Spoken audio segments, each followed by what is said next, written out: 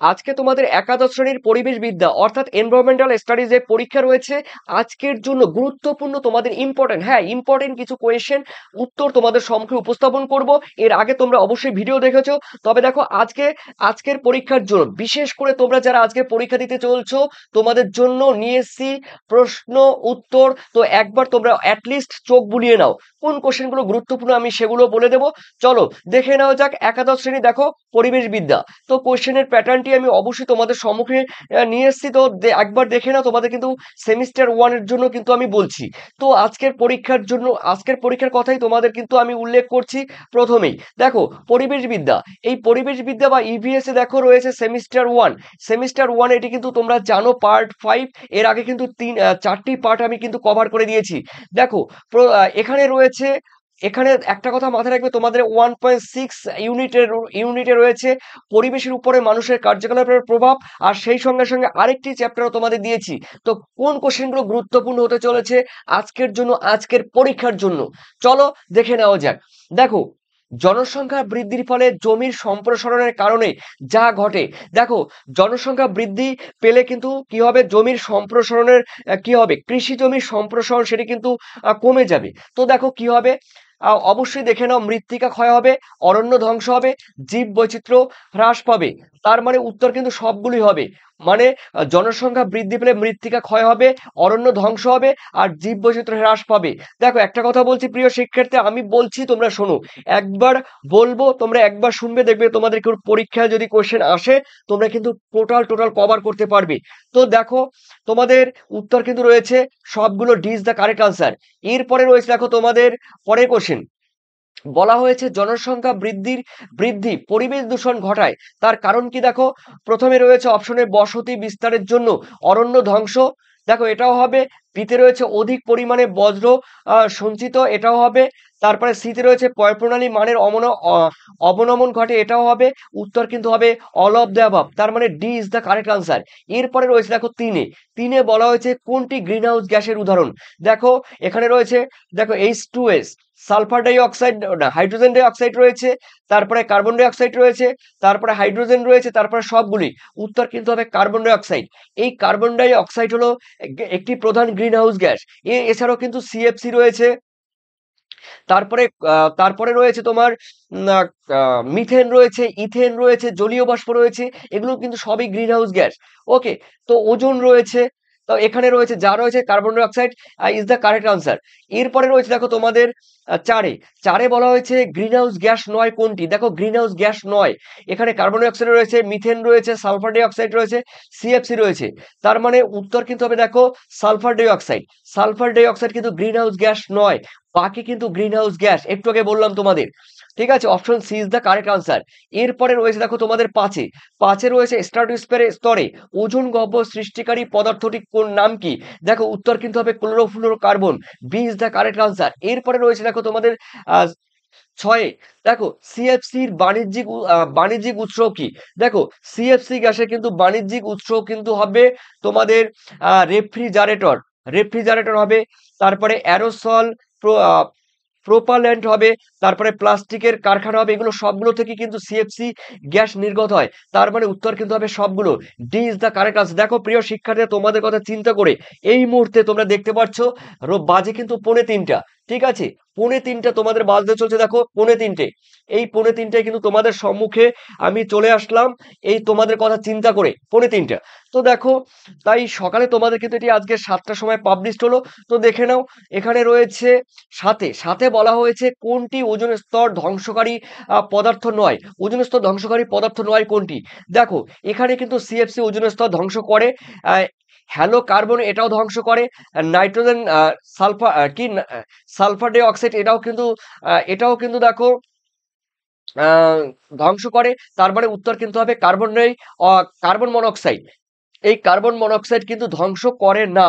ঠিক আছে, এখানে কার্বন ডাই অক্সাইড হলে কিন্তু হতো। তো কার্বন ডাই অক্সাইড নেই, তার মানে এটা কিন্তু কার্বন ডাই অক্সাইড নেই, এটা কার্বন মনোক্সাইড। উত্তর কিন্তু হবে D is the correct answer. এরপরে দেখে নাও তোমাদের 8-এ অম্ল বৃষ্টির মূল কারণ কি? দেখো sulphur die oxide, B is the correct answer. Sulphur die oxide অম্ল বৃষ্টি বা অ্যাসিড বৃষ্টি সৃষ্টির জন্য দায়ী।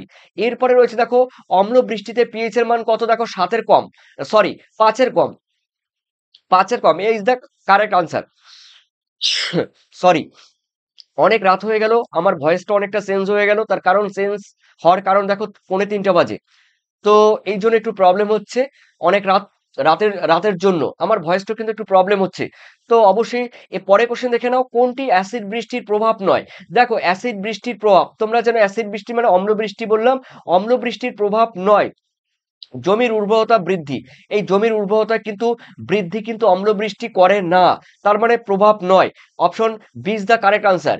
বাকিগুলো কিন্তু দেখো অম্ল বৃষ্টি ক্ষতি করে। ঠিক আছে, এরপরে রয়েছে দেখো তোমাদের 11তে বলা হয়েছে স্টোন লেপ্রোসি বা স্টোন ক্যান্সারের জন্য প্রত্যক্ষ দায়ী কি? অ্যাসিড বৃষ্টি, B is the correct answer.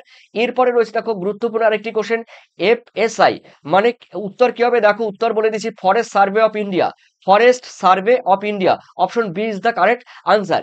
এরপরে রয়েছে দেখো তোমাদের 13তে বলা হয়েছে কৃষি সম্প্রসারণের ফলে যেটি ঘটে সেটি কি? দেখো কৃষি সম্প্রসারণের ফলে মাটির উর্বরতা বৃদ্ধি করে না, এটি কিন্তু উত্তর হবে না। তো বিতে বলেছে অত্যাধিক পরিমাণে সারের প্রয়োগে জল, মাটি এবং বায়ু দূষণ ঘটে। অবশ্যই উত্তর কিন্তু হবে B, B is the correct answer. এরপরে রয়েছে দেখো তোমাদের রয়েছে 14, বিষাক্ত রাসায়নিক পদার্থ মানুষের দেহে প্রবেশ করে যে পদ্ধতির মাধ্যমে, সেটি কিন্তু হবে দেখো উত্তর কিন্তু হবে অপশন কিন্তু দেখো জীব বিবর্ধক, জীব বিবর্ধক। দেখো বলা হয়েছে বায়ো ম্যাগনিফিকেশন, এই বায়ো ম্যাগনিফিকেশন বা জীব বিবর্ধন হিসাবে কিন্তু এই রাসায়নিক পদার্থ আমাদের শরীরে প্রবেশ করে। C is the correct answer. এরপরে তোমাদের দেখে নিচ্ছি পরের কোশ্চেন রয়েছে 15, বলা হয়েছে জলসেচ পদ্ধতির ক্ষতিকারক প্রভাবটি কি?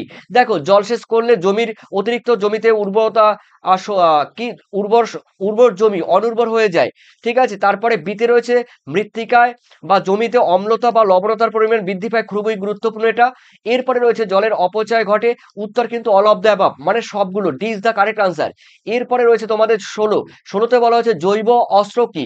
দেখো জৈব অস্ত্র অপশন এতে আছে ব্যাকটেরিয়া, ভাইরাস, ছত্রাক প্রভৃতি অণুজীবের সংমিশ্রণে কিন্তু তৈরি অস্ত্র, এটি কিন্তু আনসার। ঠিক আছে, এরপরে রয়েছে মানে এ কারেক্ট আনসার। এরপরে রয়েছে দেখো তোমাদের 17, ধোঁয়াশার মূল উপাদান কোনটি? দেখো ধোঁয়াশা তার মানে সালফার ডাই অক্সাইড রয়েছে, এটাও কিন্তু সঠিক।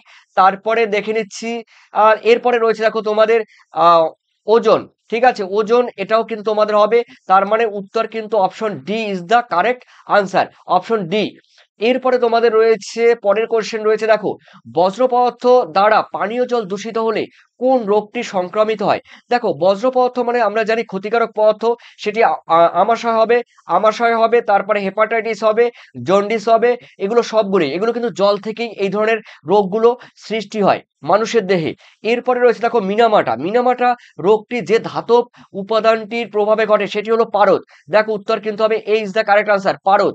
এরপরে বলা হয়েছে দেখো পরের কোশ্চেন 20, বলা হয়েছে বিগত 50 বছরে ভারতের জনসংখ্যা বৃদ্ধির হার কিন্তু 3 গুণ বৃদ্ধি পেয়েছে, অপশন কিন্তু B is the correct answer.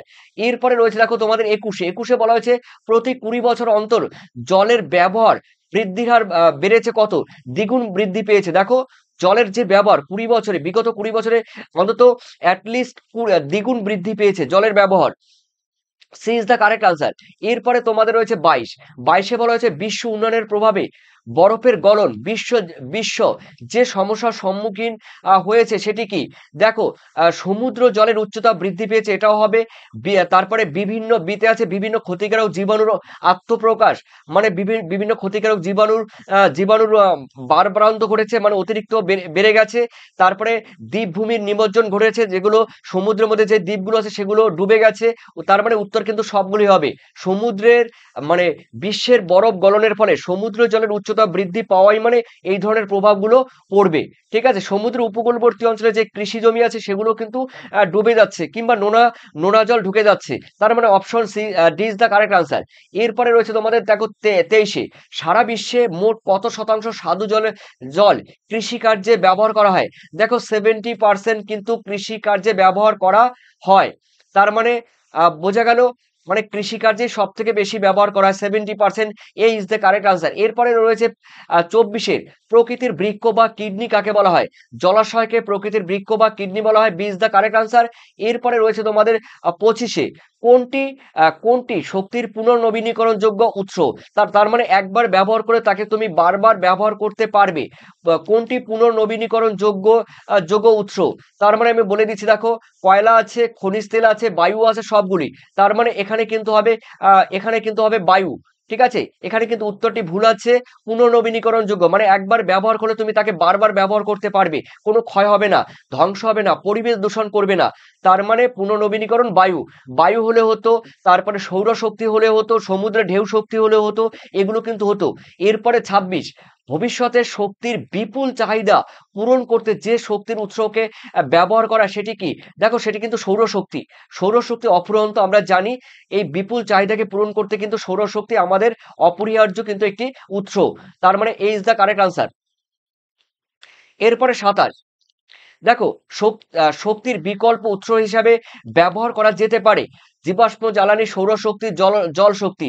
তার মানে সৌরশক্তি আমরা ব্যবহার করতে পারি, জলশক্তি ব্যবহার করতে পারি। তার মানে শক্তির বিকল্প উৎস হিসাবে কিন্তু আমরা এগুলো ব্যবহার করতে পারি। এর ফলে কিন্তু কয়লা, খনিজ তেল এগুলো কিন্তু ক্ষয় রোধ পাবে, পরিবেশ দূষণ কম হবে। তার মানে উত্তর কিন্তু হবে অপশন কিন্তু D is the correct answer, সৌরশক্তি ও জলশক্তি। এরপরে দেখে নিচ্ছি তোমাদের রয়েছে 28-এ, ভারতের কোন শক্তি সম্পদটি সর্বাধিক পরিমাণে পাওয়া যায়? কয়লা সব থেকে বেশি পাওয়া যায়, B is the correct answer. এরপরে রয়েছে 29, পরিবেশ সুরক্ষার জন্য স্থলভাগের কত শতাংশ বনভূমি থাকা দরকার? দেখো 33% বনভূমি থাকা দরকার। আমাদের ভারতবর্ষে কিন্তু 21% রয়েছে, তবে বর্তমানে বেড়েছে, বর্তমানে কোথাও 23% রয়েছে, আবার কোথাও 24% রয়েছে। তো দেখো এরপরে রয়েছে তোমাদের 30-এ, নিম্নলিখিত কোনটি বিশ্বের আবহাওয়া পরিবর্তনের জন্য মূলত মানে ক্লাইমেট চেঞ্জের জন্য মূল কারণ? দেখো নির্বিচারে অরণ্য নিধন মানে নির্বিচারে অরণ্যকে ধ্বংস করা, এটা হবে। দাবানল এটা হবে না, পারমাণবিক বিস্ফোরণ এটা হবে না, অতিবৃষ্টি এটা হবে না। উত্তর কিন্তু হবে দেখো নির্বিচারে অরণ্য নিধন করা, তার মানে অরণ্য ধ্বংস করা। Option A is the correct answer. এরপরে রয়েছে দেখো তোমাদের 31-এ, বলা হয়েছে কত সালে ভারতীয় পার্লামেন্ট অরণ্য সংরক্ষণ আইন পাশ করে? 1980 সালে। এ ইজ দ্য কারেক্ট আনসার। এটা কিন্তু খুবই গুরুত্বপূর্ণ একটি question, A is the correct answer. ঠিক আছে, এরপরে রয়েছে দেখো তোমাদের 32-এ, সয়েল ব্যাংক পলিসি নিয়ন্ত্রণ করে কি? দেখো উত্তর কিন্তু হবে কৃষি সংক্রান্ত ভূমিক্ষয়। সয়েল মানে মৃত্তিকা, তোমরা জানো, তার মানে কৃষি সংক্রান্ত ভূমিক্ষয়, এ ইজ দ্য কারেক্ট আনসার। এরপরে রয়েছে তোমাদের 33, বলা হয়েছে মৃত্তিকা সংরক্ষণের উদ্দেশ্যে কোন ধরনের কৃষিকাজ পদ্ধতি নিষিদ্ধ করতে হবে? অবশ্যই ঝুম চাষ। কোথায় আছে ঝুম চাষ? এই যে ঝুম চাষ বা ঝুম চাষ, যেটি পার্বত্য অঞ্চলে জঙ্গল কেটে কিন্তু এই ধরনের ঝুম চাষ করা হয়। তো মালচিং এক প্রকার কি? দেখো মৃত্তিকা সংরক্ষণের একটি পদ্ধতি হলো mulching, A is the correct answer. এরপরে রয়েছে তোমাদের, দেখো রয়েছে পরের কোশ্চেন, বলা হয়েছে কি দেখো 35-এর, কোনটি মৃত্তিকা সংরক্ষণের সহায়তা নয় বলেছে? বনসৃজন। বনসৃজন দেখো এটা আমরা জানি মৃত্তিকা সংরক্ষণ করে। নদীর পাড়ের বাঁধ নির্মাণ এটাও সংরক্ষণ করে। পশুচারণ, দেখো পশুচারণ কিন্তু মৃত্তিকা সংরক্ষণ করে না, এটি কিন্তু মৃত্তিকা ক্ষয় করে। তার মানে C is the correct answer. এরপরে দেখে নিচ্ছি 36, দেখো 36-এ রয়েছে রাজস্থানের জল সংরক্ষণ পদ্ধতিকে কি বলে? রাজস্থানের জল সংরক্ষণ পদ্ধতিকে বলা হয় টাঙ্কা। অপশন কিন্তু B is the correct answer. এরপরে দেখে নিচ্ছি 37, বলা হয়েছে নিম্নলিখিত কোনটি কেবলমাত্র মৎস্য চাষকে নির্দেশ করে? দেখো পিসি কালচার মানে এ ইজ দ্য কারেক্ট আনসার। মৎস্য চাষকে নিয়ন্ত্রণ করে, মানে মৎস্য চাষের বিজ্ঞানকে বলা হয় pisciculture, A is the correct answer.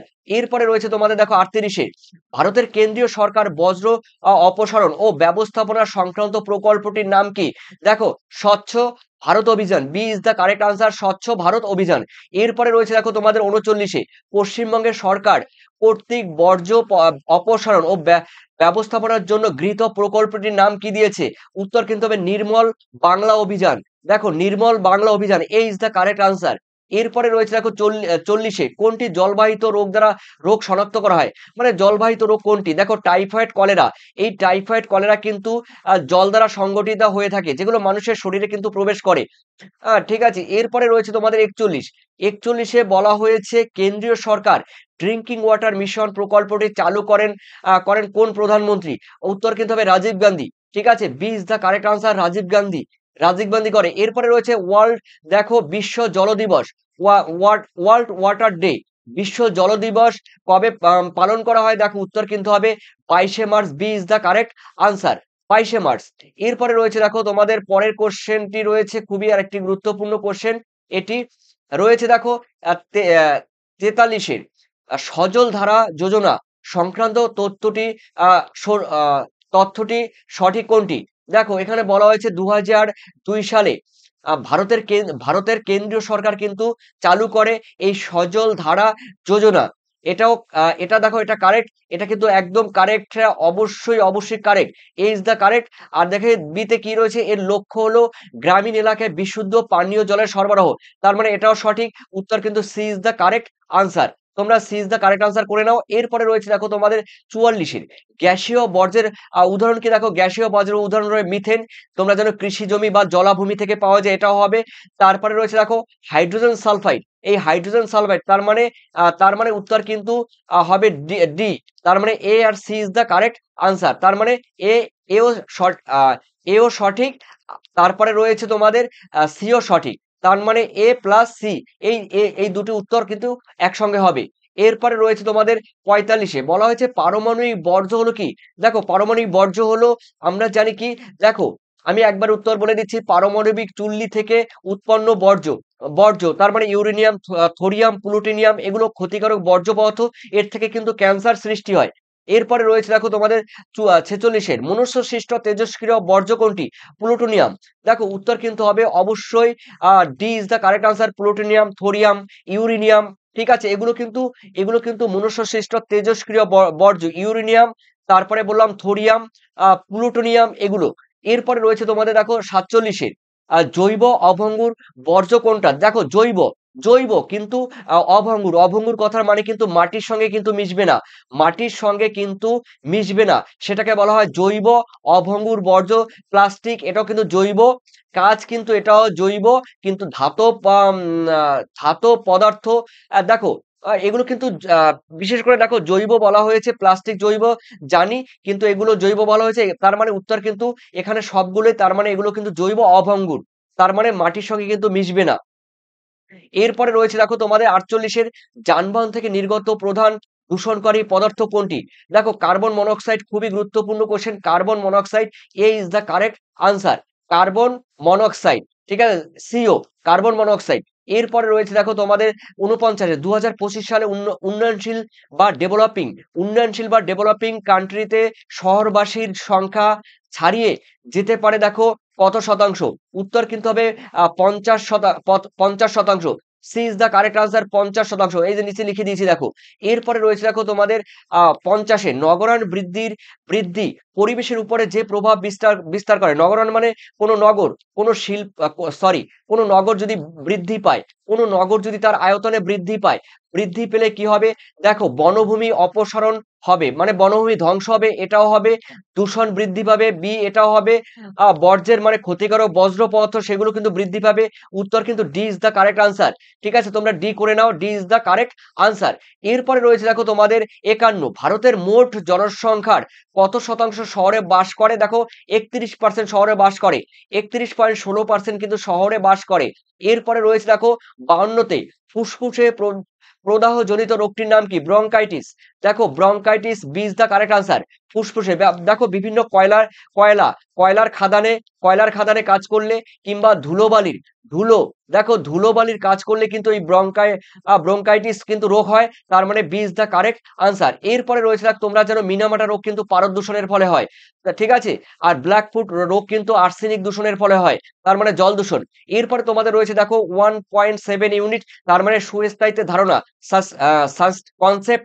Concept of sustainable concept of sustainable, দেখো ধারণা রয়েছে এখানে, সুস্থায়িত্বের ধারণা।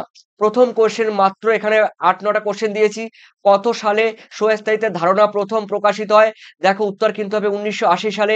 C is the correct answer. এরপরে রয়েছে দেখো সুস্থায়ী সাস্টেনেবিলিটি মূলত কোন দুটি বিষয়ের প্রয়োগে নির্দেশ করে? উত্তর কিন্তু হবে দেখো পরিবেশ বিজ্ঞান ও সুস্থায়ী উন্নয়ন। তার মানে পরিবেশ বিজ্ঞান এবং সুস্থায়ী উন্নয়ন এই দুটির উপরে কিন্তু সব থেকে বেশি গুরুত্ব দেওয়া হয়। তার মানে এ ইজ দ্য কারেক্ট আনসার। এরপরে রয়েছে 3 সুস্থায়ী উন্নয়ন বলতে কি বোঝায়? দেখো সুস্থায়ী উন্নয়ন বলতে আমি প্রথম দেখে নিচ্ছি প্রাকৃতিক পরিবেশকে বিপন্ন না করে, মানে প্রাকৃতিক পরিবেশকে ধ্বংস না করে বিকাশের পথ প্রশস্ত করা। তার মানে প্রাকৃতিক পরিবেশকে ধ্বংস না করে, ঠিক আছে, অবনমন না করে, আহ, তো সেটাকে কি করতে হবে বলতো? সেটিকে বিকাশ বিকাশের পথকে প্রশস্ত করতে হবে এবং পরবর্তী প্রজন্মের জন্য আদর্শ পরিবেশ গড়ে তুলতে হবে। সেটি হলো সুস্থায়ী উন্নয়ন।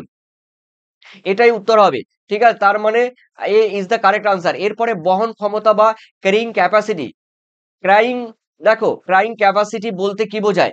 দেখো উত্তর কিন্তু হবে, আমি বলে দিচ্ছি, কোন স্থানে নির্দিষ্ট প্রাকৃতিক সম্পদের সর্বোচ্চ যে জনঘনত্বকে প্রতিপালন করতে সক্ষম হয় সেটি হলো দেখো বহন ক্ষমতা বলা হয়। এরপরে রয়েছে 5 সুস্থায়ী উন্নয়ন কি? দেখো সুস্থায়ী উন্নয়ন সাস্টেনেবল ডেভেলপমেন্ট। এই সাস্টেনেবল ডেভেলপমেন্ট হলো একটি ধারাবাহিক গতিশীল প্রক্রিয়া। মনে রাখবে, গতিশীল ধারাবাহিক গতিশীল প্রক্রিয়া। এ ইজ দ্য কারেক্ট আনসার। এরপরে রয়েছে তোমাদের দেখো 6 দেখো মানব সমাজের সুস্থায়িত্বের জন্য অপরিহার্য উপাদান কোনটি? দেখো উত্তর কিন্তু হবে দেখো পরিবেশের শৃঙ্খলা স্থাপন। পরিবেশকে ধ্বংস না করে, পরিবেশকে নষ্ট না করে তার শৃঙ্খলা স্থাপন করতে হবে, শৃঙ্খলা বজায় রাখতে হবে। C is the correct answer. এরপরে রয়েছে দেখো তোমাদের সাথে সামাজিক সুস্থায়িত্বের অর্জনের লক্ষ্যে প্রধান পদক্ষেপ কি? উত্তর কিন্তু দেখো সামাজিক সুস্থায়িত্ব মানে সোশ্যালকে সুস্থায়িত্ব সাস্টেনেবল বজায় রাখতে হবে। আমাদের সোশ্যালকে, আমাদের মানে সমাজকে একটা সুন্দর পরিবেশ আহ, উপস্থাপন করতে হবে। সেই সুন্দর পরিবেশ উপস্থাপন করতে গেলে দেখো লিঙ্গ সাম্য রাখতে হবে, মানে নারী পুরুষের অনুপাত কিন্তু একটা ব্যালেন্স থাকতে হবে, তার মানে এটা সঠিক হবে।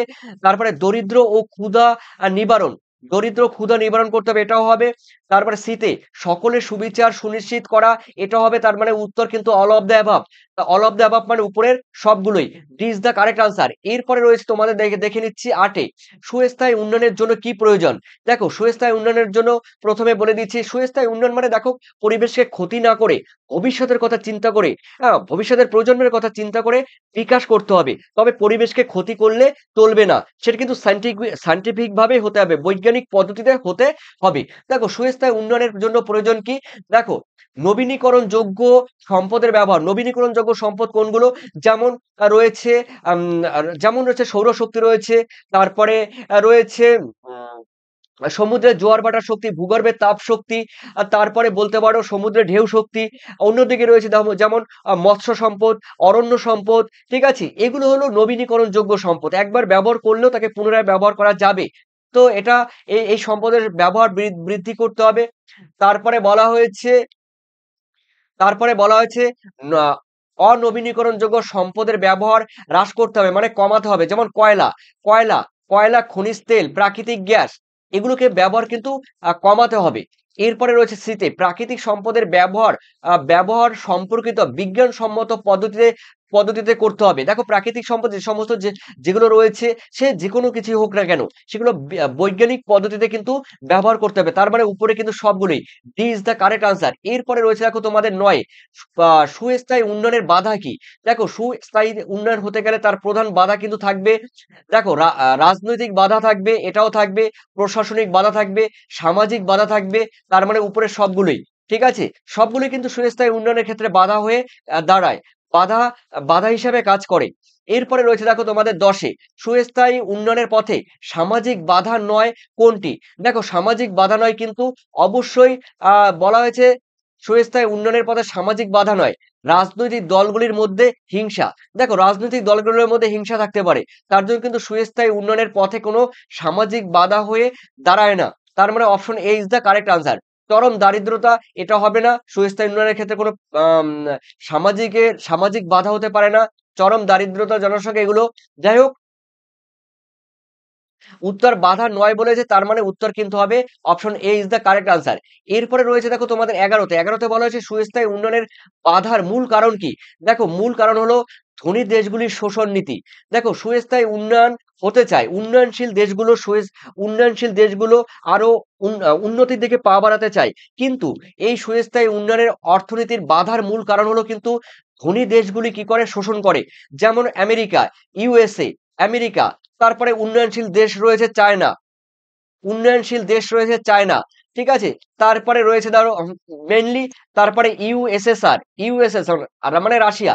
এই সমস্ত ধনী দেশগুলো কি করে, শোষণ করে। এর ফলে কি হয় বলতো, সুস্থায়ী উন্নয়নের অর্থনৈতিক বাধা হয়ে দাঁড়ায় উন্নয়নশীল দেশগুলিতে।